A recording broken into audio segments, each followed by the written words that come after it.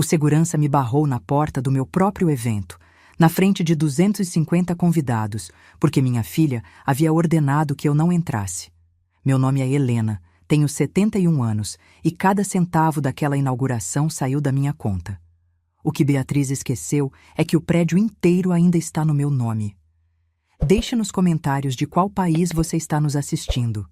Adoramos saber quem está acompanhando nossas histórias pelo mundo. Parei em frente ao portão de vidro fumê, observando meu próprio reflexo distorcido na superfície escura. Uma mulher de 71 anos me encarava de volta, com o cabelo grisalho preso num coque elegante e um vestido azul marinho que escolhi especialmente para a ocasião. Não era uma roupa chamativa, mas tinha classe. Era o tipo de vestido que uma empresária aposentada usaria para a inauguração do prédio comercial que ela mesma financiou. O segurança, um rapaz jovem, não devia ter mais de 25 anos, estava parado na minha frente com os braços cruzados. Ele segurava um tablet e consultava uma lista com o dedo, deslizando a tela para cima e para baixo. Ao seu lado, havia outro segurança mais velho, que me lançava olhares desconfortáveis, como se soubesse que algo estava errado, mas não tivesse coragem de intervir. "Sinto muito, senhora", disse o mais jovem, sem levantar os olhos do tablet. "Seu nome não está na lista de convidados VIP. A senhora terá que aguardar na área externa até que seja chamada." Senti o sangue subir para o meu rosto. Não era vergonha, era indignação pura. "Como assim meu nome não está na lista?" perguntei, mantendo a voz firme. "Sou Helena Cardoso. Este prédio foi construído com o meu dinheiro." O rapaz finalmente olhou para mim, mas seu olhar era vazio, profissional demais, como se eu fosse apenas mais um problema a ser resolvido naquele dia de trabalho. "Compreendo sua frustração, senhora, mas minhas ordens são claras. A senhora Beatriz Cardoso, organizadora do evento, foi muito específica. Apenas os nomes desta lista podem acessar o salão principal durante a cerimônia de abertura. Beatriz, minha filha única.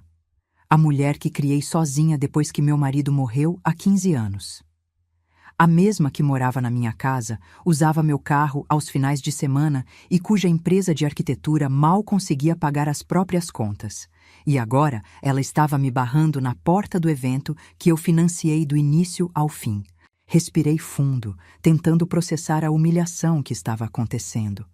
Ao redor, outras pessoas passavam por mim sem dificuldade. Reconheci alguns rostos: empresários da cidade, políticos locais, influenciadores digitais que Beatriz insistiu em convidar para dar visibilidade ao projeto. Todos eles entravam com sorrisos largos, cumprimentando-se, tirando fotos na entrada decorada com arranjos caríssimos de orquídeas brancas. Orquídeas que eu paguei. "Pode chamar a Beatriz, por favor?" pedi, forçando um tom calmo. "Tenho certeza de que isso é um mal-entendido." O segurança hesitou, mas pegou o rádio preso ao cinto. "Central, aqui é a entrada principal. Temos uma senhora aqui que diz ser a mãe da senhora Beatriz e quer falar com ela. O nome é Helena Cardoso." Houve um silêncio. Depois, a voz rouca e impaciente da minha filha crepitou pelo rádio. "Já falei que ela não pode entrar agora. Peça para ela aguardar na área de estacionamento. Vou falar com ela depois da cerimônia." O segurança desligou o rádio e me olhou com uma expressão que tentava parecer simpática, mas que só conseguia ser condescendente. "A senhora ouviu. Por favor, dirija-se à área de estacionamento." Fiquei parada ali, incapaz de me mover. Minha mente girava em círculos, tentando encontrar uma explicação lógica para o que estava acontecendo. Será que Beatriz estava com vergonha de mim? Do meu vestido simples? Da minha idade? Ou seria algo pior? Ela realmente acreditava que podia me tratar como uma intrusa no meu próprio investimento. Olhei para o prédio atrás dos seguranças. Eram 10 andares de vidro e concreto, com uma fachada moderna que refletia o céu azul da tarde. Cada janela, cada viga de sustentação, cada metro quadrado daquele lugar existia porque eu havia assinado cheques, aprovado projetos e assumido riscos financeiros que Beatriz jamais teria coragem de assumir sozinha. E agora ela me mandava esperar no estacionamento. "Não vou para o estacionamento", eu disse finalmente. Minha voz saiu mais alta do que eu pretendia, e algumas pessoas que passavam pela entrada viraram a cabeça na nossa direção. Vou entrar neste prédio porque tenho todo o direito de estar aqui. O segurança mais velho deu um passo à frente, colocando-se entre mim e a porta. Senhora, por favor, não complique as coisas. Estamos apenas seguindo ordens. Ordens de quem? Disparei. Da minha filha, que não colocou um único centavo neste projeto? Da mulher que mora na minha casa e dirige o meu carro? Percebi que minha voz estava tremendo. Não de raiva, mas de uma dor profunda que eu não sabia que existia até aquele momento. A dor de ser descartada pela pessoa que eu mais amava no mundo. Uma multidão pequena começou a se formar ao redor da entrada. As pessoas cochichavam entre si, apontando discretamente na minha direção. Eu podia imaginar o que estavam pensando. Coitada da velha, deve estar confusa. Ou, que constrangedor, alguém deveria tirá-la daqui. Mas eu não estava confusa. E não ia sair dali. Foi então que vi Beatriz saindo do saguão principal. Ela estava deslumbrante como sempre, vestindo um conjunto branco impecável, calça, alfaiataria e blazer justo que realçava sua silhueta magra. O cabelo escuro caía em ondas perfeitas sobre os ombros. Ela usava saltos tão altos que parecia flutuar em vez de andar. Ao me ver, seu rosto se contraiu numa expressão de irritação mal disfarçada. Ela atravessou o saguão em passos rápidos e decididos. E quando chegou perto de mim, segurou meu braço com força, puxando-me para o lado, longe dos olhares curiosos. Mãe, o que você está fazendo? Ela sibilou, mantendo um sorriso falso no rosto para quem pudesse estar observando. Eu disse que você não podia entrar agora. E eu disse que vou entrar, respondi, soltando meu braço do aperto dela. Este é o meu prédio, Beatriz. Meu dinheiro construiu cada tijolo desta estrutura. Não é seu prédio, mãe. É um projeto comercial e eu sou a arquiteta responsável. Você é apenas a investidora. Apenas a investidora. As palavras me acertaram como um soco no estômago. Apenas a investidora? Repeti, quase sem acreditar no que estava ouvindo. Beatriz, gastei todas as minhas economias neste projeto. Vendi ações, liquidei aplicações, assumi empréstimos. Fiz tudo isso porque você me garantiu que seria um sucesso, que poderíamos trabalhar juntas pela primeira vez. E eu agradeço, mãe, de verdade. Mas hoje não é sobre você. É sobre o projeto, sobre a minha reputação profissional. E, francamente, você está constrangendo a todos com esse escândalo. Olhei para minha filha e, pela primeira vez em 47 anos, desde o dia em que ela nasceu, eu não a reconheci. A garotinha que eu criava sozinha, que chorava no meu colo quando tinha pesadelos, que jurava que seríamos melhores amigas para sempre, tinha desaparecido. No lugar dela, havia uma estranha fria e calculista que me tratava como um problema a ser gerenciado. Está bem, eu disse, recuando um passo. Se você não quer que eu entre, eu não vou entrar. Beatriz suspirou, aliviada, e seu rosto se suavizou um pouco. Obrigada por entender, mãe. Depois da cerimônia, a gente conversa com calma. Eu te levo para jantar, pode ser? Eu não respondi. Apenas virei as costas e comecei a caminhar em direção ao estacionamento, sentindo os olhos de dezenas de pessoas me seguindo.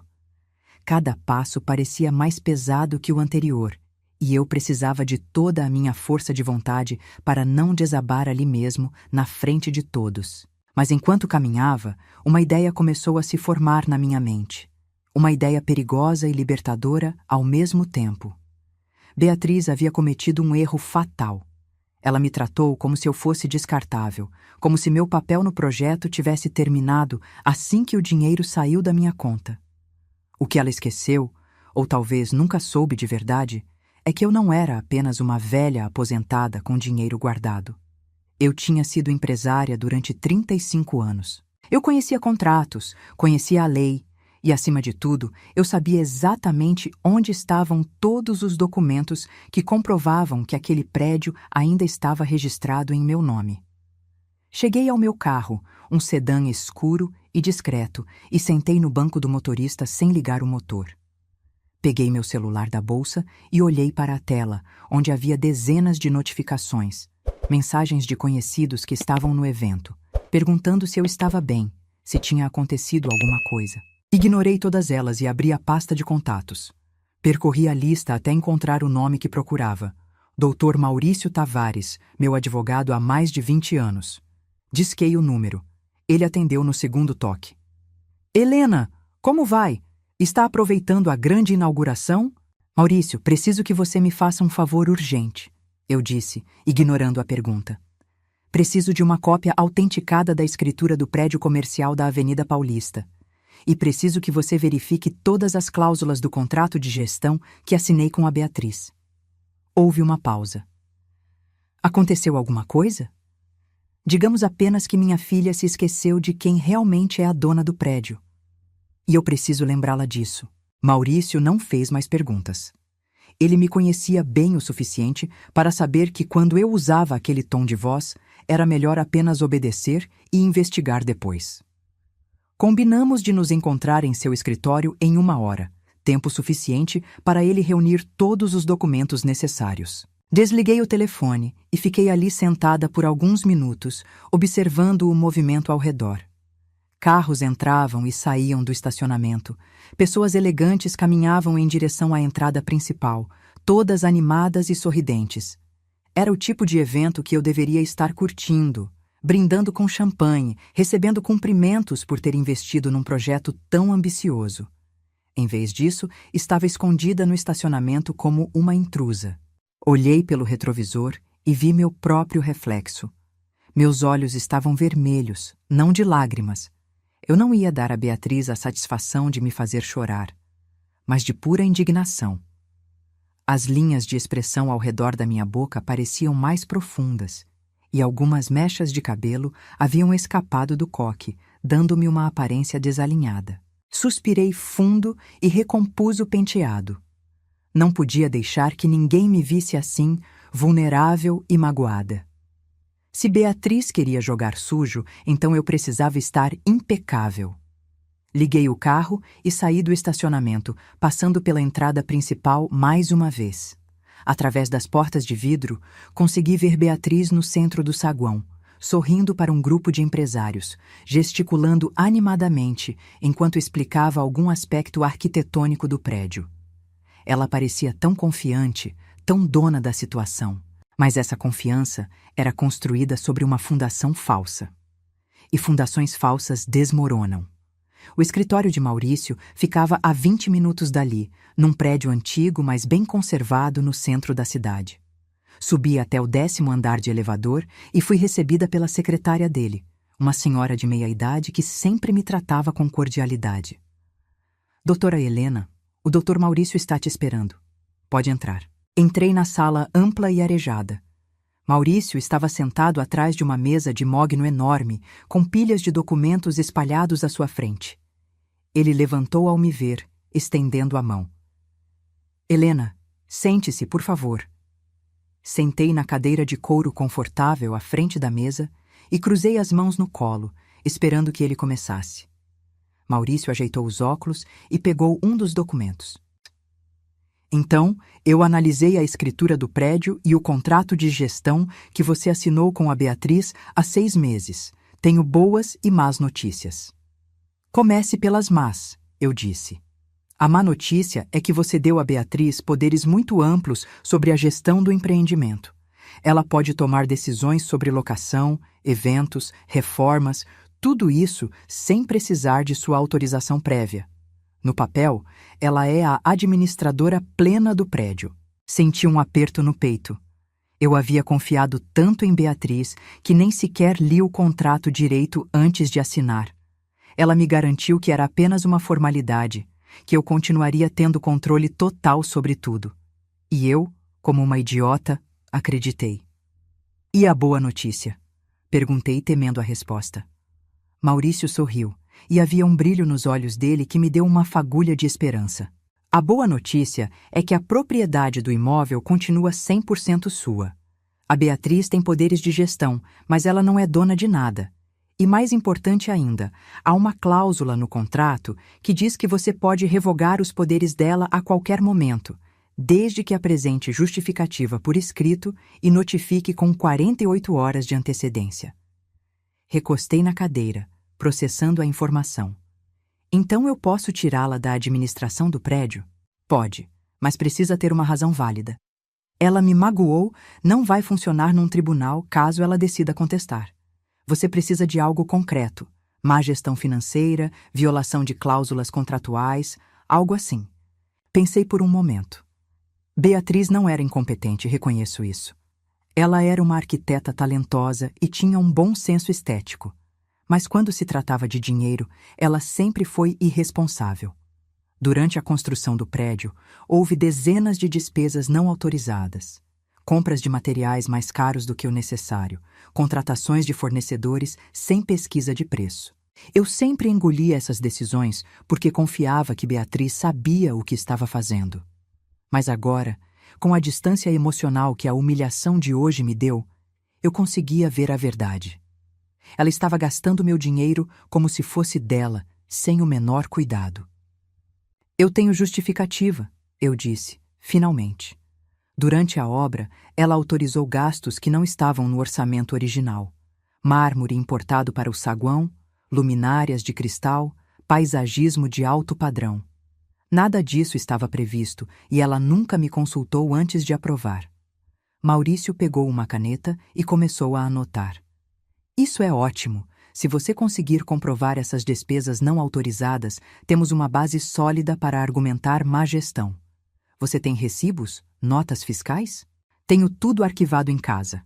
Sempre guardei cada documento relacionado ao projeto. Perfeito. Então, aqui está o que vamos fazer. Você vai reunir todas essas provas.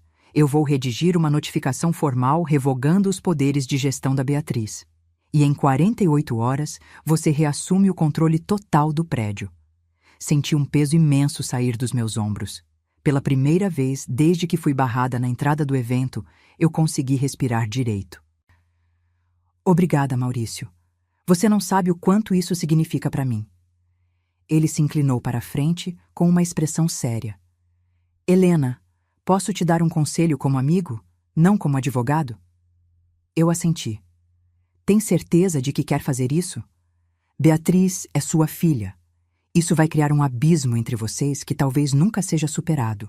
Fiquei em silêncio por um longo momento, pensando na pergunta dele. Era verdade que Beatriz era minha filha e eu a amava mais do que qualquer coisa no mundo. Mas amor não significava aceitar humilhação. Amor não significava permitir que pisassem em mim. Maurício, hoje ela me tratou como lixo na frente de centenas de pessoas. Ela me mandou para o estacionamento como se eu fosse uma pedinte incomodando os convidados. E tudo isso no evento que eu financiei. Se eu deixar isso passar, estou ensinando a ela que pode me tratar assim sempre que quiser. Ele assentiu lentamente. Entendo. Então vamos em frente. Saí do escritório de Maurício com uma pasta cheia de documentos embaixo do braço e uma determinação de aço no peito. O sol já estava se pondo, tingindo o céu de laranja e rosa, e as ruas estavam começando a se esvaziar enquanto as pessoas voltavam para suas casas. Dirigi de volta para a minha casa, uma residência térrea mas espaçosa num bairro tranquilo. Era o lugar onde Beatriz cresceu, onde brincou no quintal, onde fez sua festa de formatura. Cada cômodo daquela casa tinha uma memória dela, e parte de mim se perguntava se eu estava prestes a destruir todas essas lembranças. Mas outra parte de mim, a parte que foi humilhada hoje, sabia que não havia volta. Entrei em casa e fui direto para o escritório, um cômodo pequeno nos fundos onde eu mantinha todos os meus arquivos pessoais. Acendi a luz e comecei a revirar as gavetas do arquivo de aço, procurando as pastas relacionadas ao prédio. Encontrei tudo: contratos com fornecedores, notas fiscais, recibos, extratos bancários. E quanto mais eu lia, mais ficava claro o quanto Beatriz havia extrapolado o orçamento original. O mármore do saguão custou o triplo do que estava previsto. As luminárias de cristal foram importadas da Itália, quando havia opções nacionais perfeitamente adequadas. O paisagismo incluiu árvores centenárias transplantadas que custaram uma fortuna. No total, ela havia gastado quase 40% a mais do que o orçamento inicial. 40% do meu dinheiro, jogado em luxos desnecessários. Organizei todos os documentos em ordem cronológica e os coloquei na pasta que Maurício me deu. Era uma montanha de provas, impossível de refutar. Enquanto trabalhava, ouvi a porta da frente se abrir. Beatriz havia voltado da inauguração. Mãe, está em casa? Ela chamou do corredor com aquela voz doce e inocente que usava quando queria algo. Não respondi. Continuei organizando os papéis, ouvindo os passos dela se aproximarem do escritório. Ela apareceu na porta, ainda vestida com o conjunto branco impecável, mas com uma expressão cansada no rosto. Oi, mãe. Desculpa por hoje. Sei que você ficou chateada, mas foi tudo muito corrido, sabe? Eu precisava garantir que tudo saísse perfeito e... Beatriz. Eu a interrompi, sem tirar os olhos dos documentos. Quanto você gastou com as luminárias do saguão? Ela piscou, surpresa com a pergunta. O quê? As luminárias? Ah, não sei. Acho que uns 80 mil reais. Por quê? E o mármore? Mãe, qual é o problema? O prédio ficou lindo. Todo mundo elogiou. Quanto? Insisti.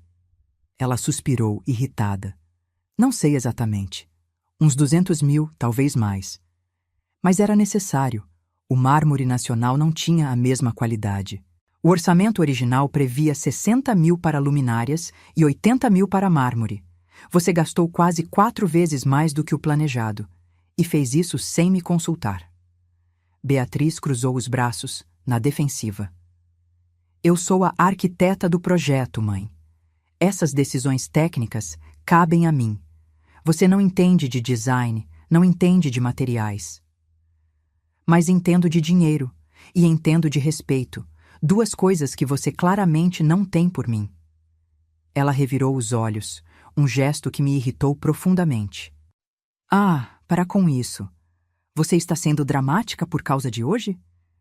Eu já pedi desculpas. O que mais você quer? Quero que você saia do meu escritório. E amanhã de manhã, quero que você procure um lugar para morar. O queixo de Beatriz caiu. O quê? Você está me expulsando de casa? Estou. E em 48 horas vou revogar seus poderes sobre a gestão do prédio. O rosto dela passou por uma série de emoções. Choque, raiva, descrença e, finalmente, uma fúria gelada que eu nunca tinha visto antes. Você não pode fazer isso. Posso e vou. Conversei com o Maurício hoje. Tenho base legal para tudo. Ela deu um passo à frente, com os punhos cerrados. Você está fazendo isso porque eu não te deixei entrar na inauguração? Porque feri seu ego? Estou fazendo isso porque você me tratou como lixo, Beatriz. E porque gastou meu dinheiro como se fosse seu, sem o menor respeito pelos limites que estabelecemos. Aquele prédio só existe por minha causa, ela gritou. Eu projetei cada detalhe. Eu supervisionei a obra. Eu que fiz tudo dar certo. Você só assinou cheques. Levantei da cadeira lentamente, apoiando as mãos na mesa. E sem os meus cheques, Beatriz, você não teria nada. Absolutamente nada. Agora saia do meu escritório. Ela me encarou por mais alguns segundos, como se estivesse esperando que eu recuasse. Quando percebeu que eu estava falando sério, virou as costas e saiu, batendo a porta com tanta força que o vidro da janela tremeu. Ouvi seus passos furiosos subindo as escadas, seguidos pelo som de portas de armários sendo abertas e fechadas violentamente. Ela estava fazendo as malas, e uma parte de mim, aquela parte maternal que ainda se importava, quis correr até o quarto dela e dizer que estava tudo bem, que poderíamos resolver isso. Mas eu não fiz isso. Me forcei a ficar sentada, olhando para a pasta de documentos à minha frente. Porque pela primeira vez em 47 anos, eu estava escolhendo a minha dignidade em vez do amor incondicional. E essa escolha doía mais do que eu imaginava. A casa ficou estranhamente silenciosa depois que Beatriz saiu batendo a porta.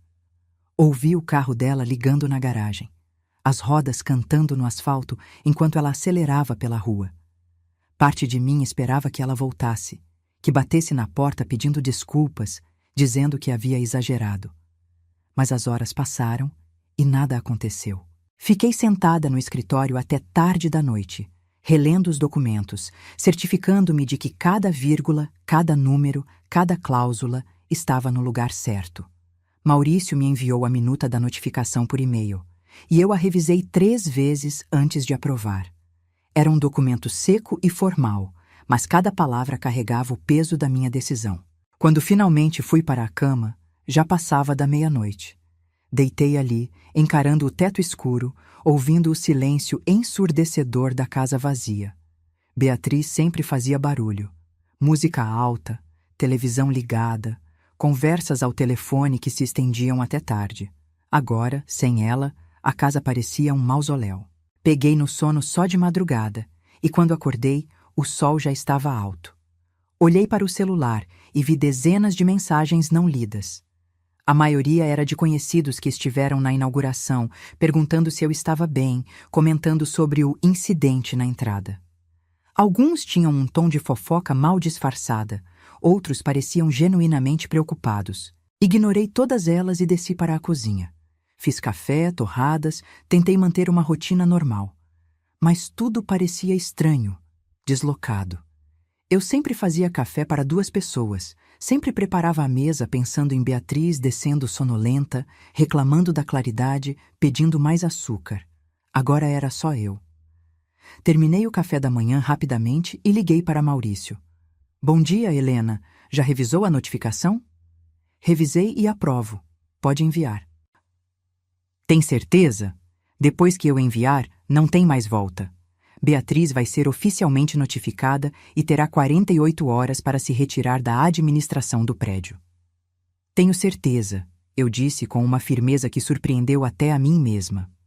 Muito bem, vou enviar por e-mail e também por correio com aviso de recebimento.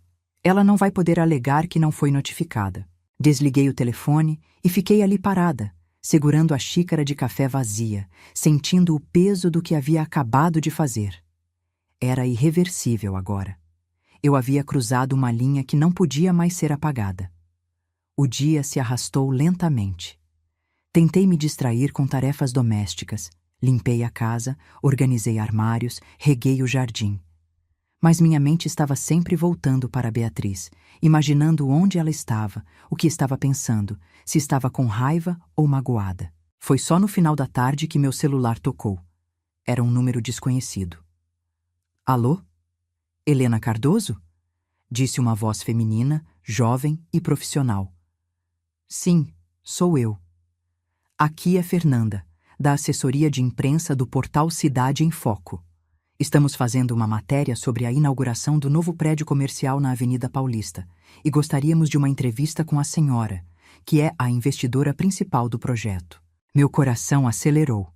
Beatriz devia ter passado meu contato para a imprensa, provavelmente tentando consertar o estrago de ontem, me excluindo do evento. Pode ser agora? Perguntou Fernanda. Pode sim. Ela fez algumas perguntas básicas sobre o investimento, sobre minha visão para o empreendimento, sobre os desafios da construção. Respondi tudo com calma e profissionalismo. Mas então ela fez a pergunta que eu estava esperando.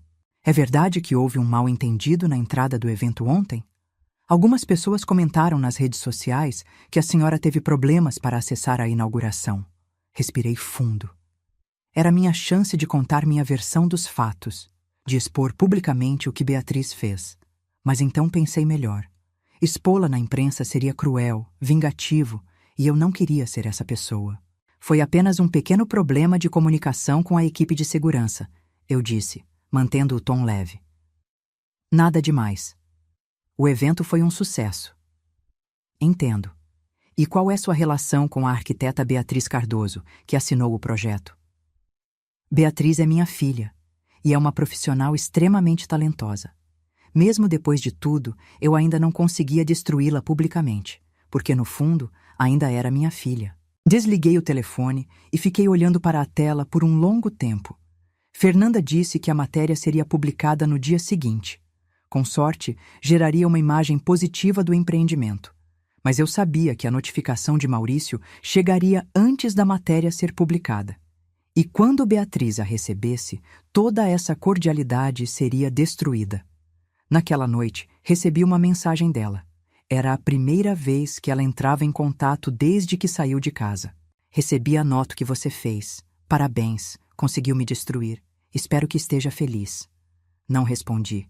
Não havia nada a dizer. Eu havia tomado minha decisão e agora precisava viver com as consequências. Na manhã seguinte, Maurício me ligou cedo. Helena, Beatriz contestou a notificação.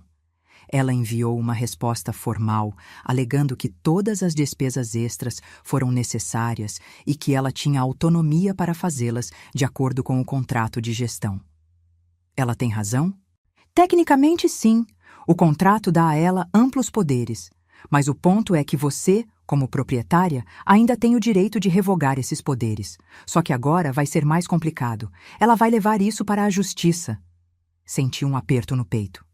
Quanto tempo pode demorar? Meses, talvez anos. E vai custar caro. Você está disposta a bancar isso? Fiquei em silêncio, processando a informação. Um processo judicial contra minha própria filha. Seria uma guerra longa, desgastante, que consumiria tempo, dinheiro e qualquer resquício de relação familiar que ainda restasse entre nós. Estou, eu disse finalmente. Vou até o fim. Muito bem. Vou começar a preparar os documentos para a defesa. Mas, Helena, pense bem. Ainda há tempo de recuar, de tentar uma conciliação. Não vou recuar, Maurício. Ela precisa aprender que não pode me tratar assim. Depois de desligar, fiquei sentada na varanda, olhando para o jardim que eu mesma plantei anos atrás. As flores estavam começando a desabrochar. Rosas, jasmins, hortênsias. Era um jardim que eu cultivei com paciência e carinho, exatamente como tentei cultivar minha relação com Beatriz. Mas às vezes, não importa o quanto você cuida. Algumas plantas simplesmente não florescem da maneira que você esperava. E às vezes, você precisa arrancá-las pela raiz antes que elas destruam todo o jardim. As semanas que se seguiram foram as mais difíceis da minha vida. O processo judicial se arrastava com uma lentidão torturante. Cada documento protocolado, cada audiência marcada era um lembrete doloroso de que eu estava em guerra com minha própria filha. Maurício me mantinha informada de cada desenvolvimento. Beatriz havia contratado um escritório de advocacia caro, provavelmente financiado por algum empréstimo ou por aqueles amigos ricos dela, e estava lutando com todas as forças para manter o controle do prédio. A mídia começou a notar o conflito. Uma pequena nota apareceu num site de fofocas locais. Mãe e filha entram em disputa judicial por prédio de luxo na Paulista. Felizmente, não deram muitos detalhes, mas foi o suficiente para que as pessoas começassem a comentar. Meus vizinhos me olhavam com uma mistura de pena e curiosidade. Conhecidos que antes me cumprimentavam calorosamente, agora desviavam o olhar quando me viam na rua. Eu havia me tornado aquela mulher, a mãe que processou a própria filha. Numa tarde de quinta-feira, recebi uma ligação inesperada. Era Sílvia, minha cunhada, irmã do meu falecido marido. Éramos próximas antigamente, mas nos afastamos depois da morte dele. Helena, oi, tudo bem? Oi, Sílvia. Tudo sim, e você? Olha, eu liguei porque estou preocupada. Vi a notícia sobre você e a Beatriz. É verdade que vocês estão brigando na justiça? Suspirei. Sabia que essa hora chegaria. É verdade, sim. Mas Helena, ela é sua filha. Como você consegue fazer isso? Sílvia, você não sabe metade do que aconteceu. A Beatriz me humilhou publicamente. Gastou meu dinheiro sem o menor respeito. E quando eu tentei conversar com ela... Eu sei, ela me interrompeu. A Beatriz me contou a versão dela. Ela disse que você está com ciúmes do sucesso dela, que não aceita que ela seja reconhecida profissionalmente. Senti a raiva subir. Ciúmes? Sílvia, eu financiei o projeto inteiro. Como posso ter ciúmes de algo que eu construí? Mas você não construiu, Helena. Você deu dinheiro. Quem construiu foi a Beatriz. E agora que ela está sendo reconhecida, você quer tomar tudo dela. Era incrível como Beatriz havia invertido a narrativa. De repente, eu era a vilã, A mãe invejosa que não conseguia aceitar o sucesso da filha. Silvia, não vou discutir isso com você. Se quiser acreditar na versão da Beatriz, é problema seu. Helena, espera. Eu não liguei para brigar. Liguei porque me preocupo com você. E porque sei que o Rodrigo ficaria muito triste de ver vocês duas assim. A menção do meu falecido marido me atingiu em cheio. Rodrigo sempre foi o mediador da família, aquele que resolvia conflitos com paciência e bom humor. Se ele estivesse vivo, nada disso teria acontecido. O Rodrigo ficaria triste, sim, eu disse com a voz trêmula. Mas ele também não aceitaria que eu fosse humilhada. Ele me ensinou a ter dignidade. Silvia suspirou. Tudo bem, Helena. Só promete que vai pensar bem antes de seguir em frente com isso. Processos judiciais são destrutivos, principalmente quando envolvem família. Prometo, eu disse, só para encerrar a conversa. Mas eu sabia que não ia voltar atrás. 2 dias depois, tive minha primeira audiência de conciliação. Maurício me buscou em casa de manhã cedo e me levou até o fórum. Era um prédio antigo e imponente, com corredores de mármore frio e um cheiro de mofo que me fez sentir claustrofóbica. Esperamos numa sala pequena e abafada, sentados em cadeiras de plástico desconfortáveis. Maurício repassou comigo os pontos principais que eu deveria mencionar, os argumentos que justificavam minha decisão de revogar os poderes de Beatriz. Depois de quase 1 hora de espera, a porta se abriu e Beatriz entrou, acompanhada de sua advogada, uma mulher de meia idade com um terno cinza impecável e uma expressão severa. Beatriz não olhou para mim. Ela se sentou do outro lado da mesa, com os olhos fixos nas mãos, o rosto pálido e tenso. Estava mais magra do que eu lembrava, com olheiras profundas que a maquiagem não conseguia esconder.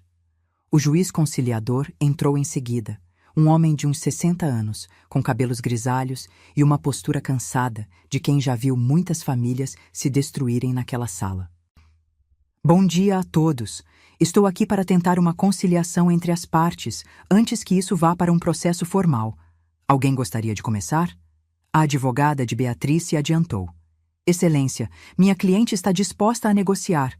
Ela reconhece que houve algumas decisões tomadas sem consulta prévia à proprietária do imóvel, mas todas foram feitas com o melhor interesse do projeto.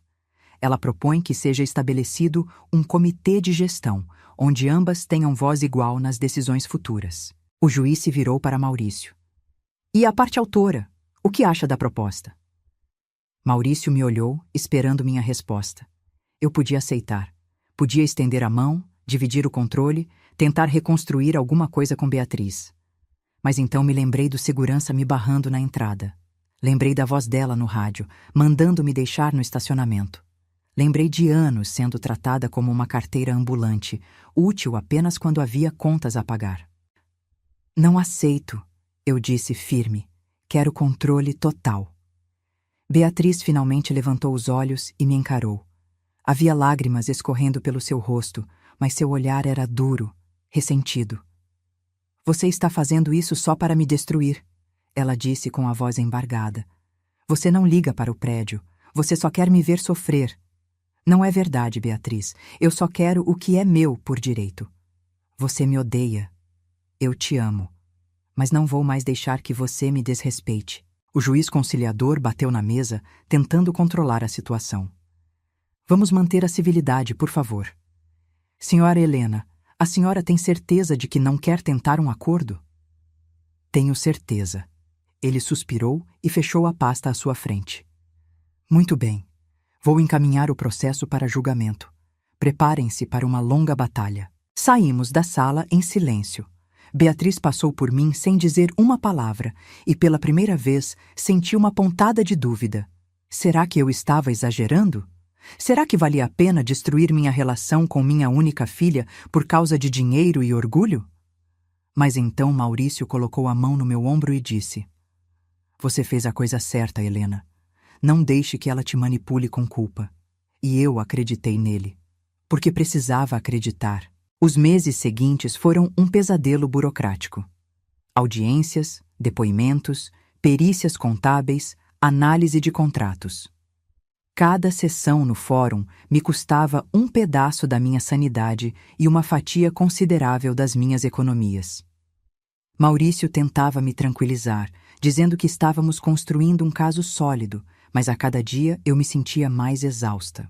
O pior eram as noites. Deitava na cama, no quarto vazio que antes era meu refúgio, e ficava repassando cada decisão que tinha tomado. Será que poderia ter feito diferente? Será que deveria ter engolido a humilhação e seguido em frente, mantendo a paz familiar? Mas então me lembrava da expressão de desdém no rosto de Beatriz quando me mandou para o estacionamento, e a raiva voltava, me dando forças para continuar. Durante esse período, perdi amigos. Pessoas que conhecia há décadas se afastaram, dizendo que não queriam tomar partido no conflito. Outros foram mais diretos, me acusando de ser uma mãe cruel e vingativa. Apenas algumas pessoas ficaram do meu lado. Maurício, claro, que se tornou mais do que meu advogado. Virou um confidente, alguém com quem eu podia desabafar sem medo de ser julgada. E Marina, uma amiga de infância que reapareceu na minha vida justamente quando mais precisava. Marina me ligou numa terça-feira à noite, depois de ver uma matéria sobre o caso num jornal local. Helena, vi a notícia. Está tudo bem? Sua voz carregava aquela preocupação genuína que eu não ouvia há tempos. Estou sobrevivendo, Marina. Precisa conversar? Posso ir aí tomar um café com você. Aceitei sem hesitar. Marina chegou meia hora depois, trazendo uma torta de limão que ela mesma fez. Sentamos na varanda, com café quente e a brisa fresca da noite. E eu contei tudo, cada detalhe, cada mágoa, cada arrependimento. Ela me ouviu em silêncio, apenas segurando minha mão quando as lágrimas finalmente vieram. Helena, você fez o certo, ela disse quando terminei. Você não pode deixar que pisem em você, nem mesmo sua filha. Mas e se eu estiver destruindo minha família por orgulho? Não é orgulho, é autoestima. E autoestima não é um defeito. Aquelas palavras ficaram ecoando na minha cabeça nos dias seguintes. Autoestima. Eu havia passado tanto tempo me anulando em favor de Beatriz que esqueci que eu também merecia respeito. Chegamos ao tribunal cedo. A sala estava cheia. Além de mim, Beatriz, nossos advogados e o juiz, havia alguns jornalistas que conseguiram autorização para cobrir o caso. O juiz, um homem de uns 50 anos com uma expressão cansada, leu o processo em voz alta, repassando todos os argumentos de ambos os lados. A autora, Sra. Helena Cardoso, alega que a ré, sua filha Beatriz Cardoso, excedeu seus poderes de gestão ao autorizar gastos não previstos no orçamento original, configurando má administração. A ré, por sua vez, argumenta que todos os gastos foram necessários e estavam dentro de sua autonomia como gestora do empreendimento. Ele pausou, ajustando os óculos.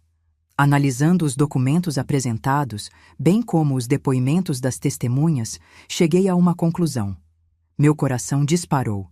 Segurei firme na borda da cadeira, sentindo as mãos suarem. A senhora Beatriz Cardoso, de fato, extrapolou os limites orçamentários estabelecidos no contrato inicial. Embora os gastos pudessem ser justificados do ponto de vista arquitetônico, a falta de consulta prévia à proprietária do imóvel configura, sim, uma violação do acordo de gestão. Olhei de relance para Beatriz. Ela estava pálida, com os olhos fixos no juiz. Portanto, acato o pedido da autora. Os poderes de gestão da senhora Beatriz Cardoso sobre o imóvel ficam revogados, com efeito imediato. A propriedade e a administração plena retornam à senhora Helena Cardoso. Senti um alívio imenso, misturado com uma tristeza profunda. Eu havia vencido, mas ao olhar para Beatriz, vi minha filha desmoronando. Ela abaixou a cabeça, escondendo o rosto entre as mãos, os ombros tremendo enquanto chorava em silêncio. A advogada dela tentou consolá-la, mas Beatriz a afastou e saiu correndo da sala, sem olhar para trás. Maurício colocou a mão no meu ombro. Parabéns, Helena. Você conseguiu. Mas eu não me sentia vitoriosa. Sentia apenas um vazio imenso. Saí do tribunal em silêncio, ignorando as perguntas dos jornalistas que tentavam me abordar. Entrei no carro de Maurício e pedi para ele me levar diretamente para o prédio da Avenida Paulista. Tem certeza? Ele perguntou. Você não quer ir para casa descansar? Tenho certeza. Preciso ver. Chegamos ao prédio no final da tarde. A luz dourada do sol batia na fachada de vidro, fazendo-o brilhar. Era bonito, não podia negar. Beatriz tinha feito um trabalho magnífico. Entrei pelo saguão principal, aquele mesmo onde fui barrada meses atrás. O segurança de antes ainda estava lá, e dessa vez ele me reconheceu imediatamente. Boa tarde, senhora Helena, ele disse, abrindo a porta para mim com reverência. Caminhei pelo saguão, observando cada detalhe. O mármore italiano que Beatriz escolheu realmente era deslumbrante, refletindo a luz de maneira quase mágica. As luminárias de cristal lançavam um brilho suave e acolhedor. O paisagismo, com aquelas árvores centenárias, dava ao ambiente uma sensação de serenidade. Era tudo lindo, mas vazio. Não havia mais nada de Beatriz ali. Sua energia, sua paixão, sua visão. Tudo tinha sido apagado pela minha vitória judicial. Subi até o 10º andar, onde ficava a cobertura que Beatriz havia transformado em seu escritório pessoal. A sala estava vazia, com apenas algumas caixas de papelão empilhadas num canto. Ela já havia retirado seus pertences. Caminhei até a janela e olhei para a cidade lá embaixo. São Paulo se estendia em todas as direções, um mar de prédios e ruas movimentadas, e eu me senti pequena, insignificante. Havia vencido a batalha, mas perdido a guerra.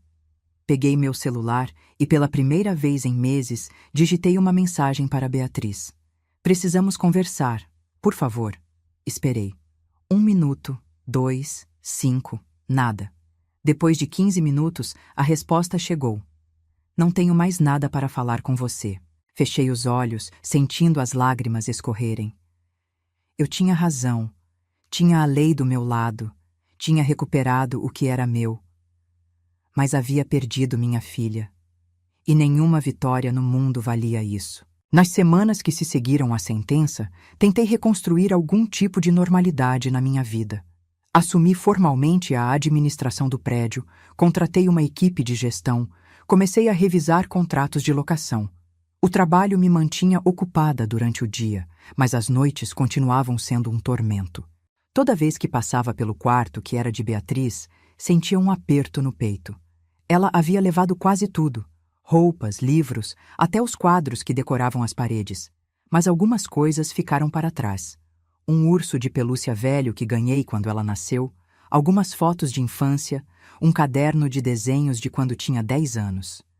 Eu guardava tudo numa caixa, sem coragem de jogar fora, mas também sem coragem de olhar direito. Marina vinha me visitar sempre que podia, trazendo comida, companhia, palavras de conforto. Ela insistia que eu tinha feito a coisa certa, que Beatriz eventualmente entenderia. Mas quanto mais o tempo passava, menos eu acreditava nisso. Tentei ligar para ela algumas vezes, mas meu número estava bloqueado. Enviei e-mails, cartas, até uma mensagem através de Maurício. Nada. Beatriz havia me cortado completamente da vida dela. Foi só 3 meses depois do julgamento que tive notícias dela. Não diretamente, mas através de uma amiga em comum, que me ligou num domingo à tarde. Helena, não sei se devo te contar isso, mas achei que você gostaria de saber. A Beatriz está passando por dificuldades financeiras. Ela perdeu o apartamento que alugava e está morando com uma amiga. Senti o coração apertar. Como ela está? Magra, pálida, parece que não está dormindo direito, e ouvi dizer que ela está tendo dificuldade para conseguir novos projetos. A história do processo judicial afugentou alguns clientes. Desliguei o telefone com as mãos tremendo. Beatriz estava sofrendo e eu era a responsável. Sim, ela havia me desrespeitado, gastado meu dinheiro sem permissão, me humilhado publicamente. Mas ela ainda era minha filha, e vê-la caindo por minha causa era insuportável. Naquela noite, não consegui dormir. Fiquei revirando na cama, pensando em todas as escolhas que havia feito, em todos os caminhos que poderia ter seguido. E pela primeira vez, me perguntei seriamente: valeu a pena? Recuperei o prédio, sim. Recuperei minha dignidade, sim. Mas perdi minha filha, perdi amigos, perdi noites de sono e pedaços da minha sanidade. No dia seguinte, liguei para Maurício. Preciso fazer alguma coisa pela Beatriz. Helena, você não deve nada a ela. A sentença foi justa. Não é sobre o que eu devo, Maurício. É sobre o que eu quero fazer. Ela é minha filha e está sofrendo. Houve um silêncio do outro lado da linha. O que você tem em mente? Quero transferir parte do lucro do prédio para uma conta em nome dela. Não muito, apenas o suficiente para ela se reerguer. Você sabe que isso pode ser interpretado como admissão de culpa? Não me importo. Preciso fazer isso. Maurício concordou em redigir os documentos necessários. Uma semana depois, transferi uma quantia significativa para uma conta que abri em nome de Beatriz. Junto com o dinheiro, enviei uma carta. Beatriz, não estou pedindo perdão, porque acredito que as duas fizemos coisas que magoaram uma a outra. Mas também não quero que você sofra por causa das minhas escolhas. Este dinheiro é uma parte dos lucros do prédio. Tecnicamente, é seu por direito, já que você foi quem projetou e supervisionou a obra. Use-o para se reerguer, para recomeçar. Não espero que me perdoe. Só espero que você fique bem. Com amor, sempre, mãe. Enviei a carta e esperei. Dias se passaram sem resposta. Então semanas. Eu havia desistido de receber qualquer retorno quando, numa tarde chuvosa de quinta-feira, a campainha tocou. Fui até a porta, esperando encontrar um entregador ou talvez Marina. Mas quando abri, era Beatriz. Ela estava molhada da chuva, o cabelo grudado no rosto, os olhos vermelhos. Segurava um envelope. Minha carta. Posso entrar? Ela perguntou com a voz rouca. Dei um passo para o lado, deixando-a passar. Ela entrou devagar, olhando ao redor como se estivesse vendo a casa pela primeira vez. Ficamos paradas ali, no corredor, em silêncio constrangedor. Nenhuma das duas sabia por onde começar. Obrigada pelo dinheiro, ela disse finalmente. Eu precisava. Eu sei. Mas eu não vim aqui por causa disso. Ela levantou os olhos e me encarou, e pela primeira vez em meses vi algo além de raiva naquele olhar. Vi mágoa, arrependimento, talvez até um lampejo de amor. Eu vim pedir desculpas. Senti as lágrimas queimando nos meus olhos. Beatriz... Não, deixe eu falar, ela me interrompeu. Você estava certa, sobre tudo. Eu te tratei mal, eu gastei seu dinheiro sem respeito, eu te humilhei naquele evento. E quando você reagiu, quando você finalmente disse chega, eu te pintei como vilã. Mas a vilã sempre fui eu. Não, filha, as duas erramos. Você errou ao me processar, mas eu errei em te dar motivos para isso. Ela deu um passo à frente, hesitante. Eu só quero saber, você ainda me ama? Abri os braços e ela se jogou neles, soluçando. Segurei minha filha contra o peito, sentindo o peso de meses de dor e ressentimento finalmente começarem a se dissolver. Sempre amei você, Beatriz. Mesmo quando estava mais furiosa, eu nunca parei de te amar. Ficamos ali, abraçadas, chorando juntas. Não resolveu tudo. Ainda havia muitas feridas que precisariam de tempo para cicatrizar. Mas era um começo. E às vezes, um começo é tudo o que precisamos. Os meses seguintes foram de reconstrução lenta e dolorosa. Beatriz não voltou a morar comigo imediatamente. Ela precisava de espaço, de independência, de tempo para processar tudo o que havia acontecido. Mas nos falávamos quase todos os dias, reconstruindo aos poucos a ponte que havia sido destruída. Ela usou o dinheiro que transferi para alugar um pequeno escritório e começar a trabalhar em novos projetos. Nada muito grande no começo, reformas residenciais, pequenos comércios.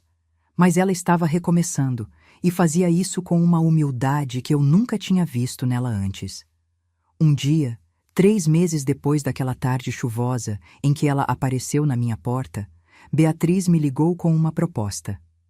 Mãe, posso passar aí hoje à noite? Quero conversar sobre uma coisa. Preparei um jantar simples. frango assado, arroz, salada, e esperei ansiosa. Quando ela chegou, trazia uma pasta de couro embaixo do braço e uma expressão séria no rosto. Sentamos à mesa e comemos em silêncio, trocando amenidades sobre o trabalho, sobre o clima, sobre nada de importante. Foi só depois da sobremesa que ela finalmente abriu a pasta. Eu fiz uma coisa, ela disse, tirando alguns documentos de dentro.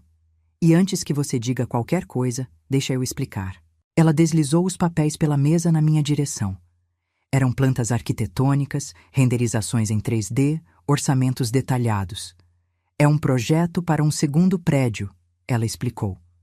Menor que o primeiro, mais modesto, mais lucrativo. E dessa vez eu quero fazer diferente. Olhei para os documentos, impressionada com o nível de detalhamento. É lindo, Beatriz, mas não entendi. Você quer que eu invista de novo? Não. Ou melhor, não sozinha. Eu consegui investidores, tenho capital suficiente para começar. Mas eu queria te convidar para ser parte do projeto.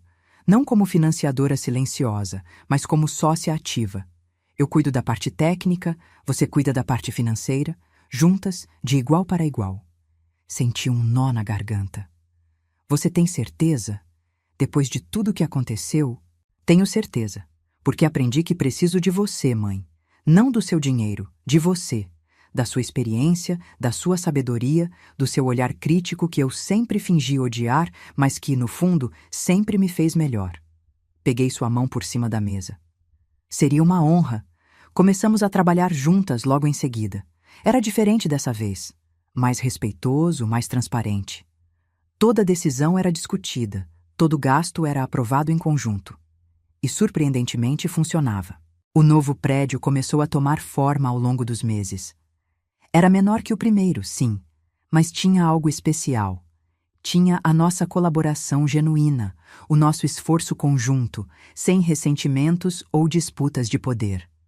Durante esse período, minha relação com Beatriz foi se curando aos poucos. Jantávamos juntas uma vez por semana, às vezes duas. Conversávamos sobre coisas que nunca havíamos conversado antes, sobre meus medos, sobre as dela, sobre arrependimentos e esperanças. Uma noite, durante um desses jantares, ela me fez uma pergunta que me pegou de surpresa. Mãe, você se arrepende de ter me processado? Pensei antes de responder, querendo ser honesta. Eu me arrependo de ter chegado a esse ponto. Me arrependo de não ter imposto limites antes, de não ter sido mais firme quando você começou a me desrespeitar. Se eu tivesse agido mais cedo, talvez não precisasse ter sido tão drástica. E se você pudesse voltar no tempo, faria diferente? Faria. Mas não mudaria o resultado final. Porque o que eu aprendi, Beatriz, é que amor sem respeito não é amor de verdade. É dependência. É medo da solidão. É covardia. E eu não quero mais ser covarde. Ela assentiu lentamente. Você me ensinou isso. Da pior maneira possível, mas me ensinou. Sorrimos uma para a outra. Um sorriso triste, mas genuíno. O novo prédio ficou pronto 1 ano e meio, depois do início das obras. A inauguração foi simples, sem pompas, sem centenas de convidados, apenas amigos próximos, parceiros de negócio, pessoas que realmente importavam. E dessa vez, não houve mal-entendidos na entrada. Eu estava lá, ao lado de Beatriz, cortando a fita juntas, sorrindo para as câmeras, celebrando não apenas um empreendimento bem-sucedido, mas também uma relação resgatada. Naquela noite, quando voltei para casa, sentei na varanda com uma xícara de chá e olhei para as estrelas. Pensei em tudo que tinha acontecido, a humilhação, o processo, a dor, a reconciliação. Valeu a pena? Ainda não tinha certeza. Mas sabia que havia aprendido algo valioso, que defender sua dignidade às vezes custa caro, mas viver sem ela custa ainda mais. 2 anos se passaram desde aquele dia em que fui barrada na entrada do prédio. Parece uma eternidade, mas ao mesmo tempo parece que foi ontem. Hoje, quando olho para trás, consigo ver toda a jornada com mais clareza. Consigo entender que tanto eu quanto Beatriz éramos imperfeitas, que ambas cometemos erros, que ambas carregávamos mágoas e inseguranças que nunca havíamos verbalizado. O prédio da Avenida Paulista, aquele que gerou tanta dor, hoje é um empreendimento próspero. Os escritórios estão todos alugados, o retorno financeiro é excelente e, ironicamente, virou referência arquitetônica na cidade. Beatriz tem razão de se orgulhar do trabalho dela. E eu também tenho. Aprendi a administrar o prédio com competência, contratei uma equipe excelente e descobri que gosto dessa área. Aos 71 anos, quando muitas pessoas da minha idade estão em casa assistindo televisão, eu estou gerenciando reuniões, negociando contratos, tomando decisões importantes e me sinto viva. O segundo prédio, aquele que construímos juntas, também está prosperando. É menor, mais discreto, mas tem algo que o primeiro nunca teve. Foi feito com amor e respeito mútuo. Cada tijolo ali representa uma conversa que tivemos, um consenso que alcançamos, uma concessão que uma fez à outra. Beatriz amadureceu muito nesses 2 anos. Ela agora entende o valor do dinheiro, a importância de respeitar quem investe e, principalmente, entende que ser talentosa não lhe dá o direito de pisar nos outros. Ela ainda tem aquele espírito forte e determinado, mas aprendeu a temperá-lo com humildade. E eu? Eu aprendi que dizer não me torna uma mãe má. Aprendi que estabelecer limites é um ato de amor próprio, não de egoísmo. Aprendi que, às vezes, para salvar uma relação, você precisa estar disposta a quebrá-la temporariamente. Marina continua sendo minha confidente, minha amiga fiel que esteve comigo nos piores momentos. Maurício também se tornou um amigo querido. Jantamos juntos uma vez por mês, e ele sempre pergunta, brincando, se tenho mais alguma batalha judicial para travamos juntos. Sempre respondo que não, que uma foi mais do que suficiente para uma vida inteira. Hoje pela manhã, Beatriz passou aqui em casa. Não agendamos, ela simplesmente apareceu com um bolo de cenoura, meu favorito, e uma garrafa de café especial. Vim tomar café da manhã com você, ela disse, sorrindo na porta. Tomamos café na varanda, conversando sobre tudo e sobre nada. Sobre o novo cliente que ela conseguiu, sobre o inquilino problemático do prédio, sobre a série que estamos assistindo. Coisas simples, cotidianas, que parecem banais, mas que para mim são preciosas. Porque durante meses, achei que nunca mais teria essas manhãs. No final do café, ela me olhou com uma expressão séria. Mãe, eu nunca te agradeci de verdade pelo que você fez. Pelo que eu fiz? Eu te processei, Beatriz. Não, você me ensinou. Me ensinou que ações têm consequências. Me ensinou que respeito não é opcional. Me ensinou que você não é só minha mãe. Você é uma pessoa, com sentimentos, com dignidade, com limites. Senti os olhos marejarem.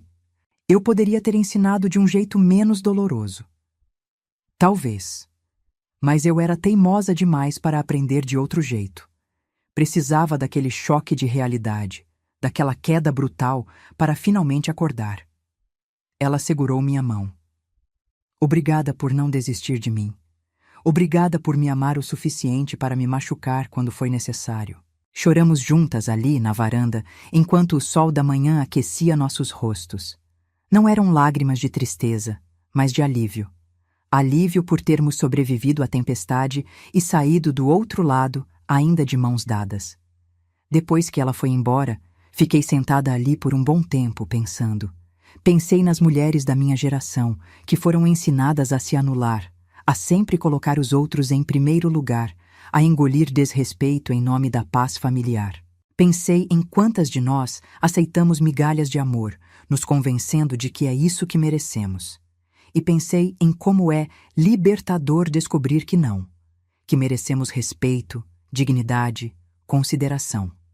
E que exigir essas coisas não nos torna egoístas ou más, nos torna humanas. Se pudesse voltar no tempo e falar com aquela Helena que estava parada na frente do prédio, sendo barrada pelo segurança, eu diria: vai ser difícil, vai doer mais do que você imagina. Você vai questionar suas escolhas 1000 vezes, vai chorar sozinha, vai se perguntar se valeu a pena. Mas continue, porque do outro lado dessa dor existe uma versão de você que se respeita. E essa versão vale cada lágrima derramada. Hoje, quando passo em frente ao prédio da Avenida Paulista, não sinto mais aquele aperto no peito. Sinto orgulho. Orgulho do que construímos, orgulho de ter defendido minha dignidade, orgulho de ter criado uma filha que, apesar de todos os erros, teve coragem de reconhecê-los e mudar. O segurança que me barrou naquele dia ainda trabalha lá. Às vezes nos encontramos e ele sempre cumprimenta com respeito, quase com reverência. Acho que ele entendeu, assim como todos os outros, que eu não era uma velha qualquer tentando entrar num evento. Eu era a dona do lugar. Sempre fui. Marina me ligou ontem à noite, perguntando se eu estava bem, se precisava de companhia. Eu disse que estava ótima, que estava me sentindo em paz pela primeira vez em anos. Ela riu e disse: "Você renasceu, Helena.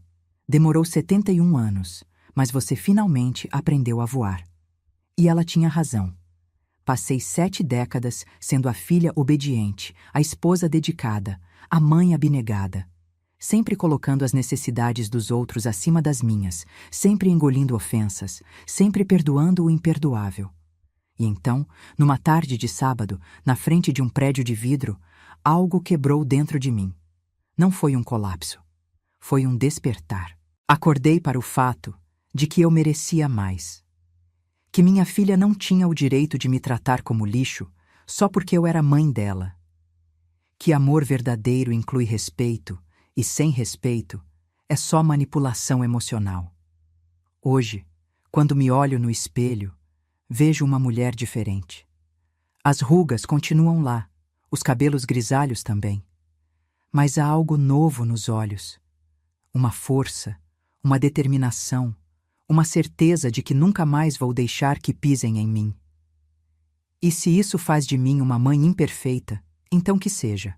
Prefiro ser imperfeita e respeitada do que perfeita e humilhada. À noite, antes de dormir, às vezes ainda pego aquela carta que enviei para Beatriz, a que acompanhava a transferência de dinheiro. Releio as palavras que escrevi, especialmente a última frase. "Com amor, sempre, mãe."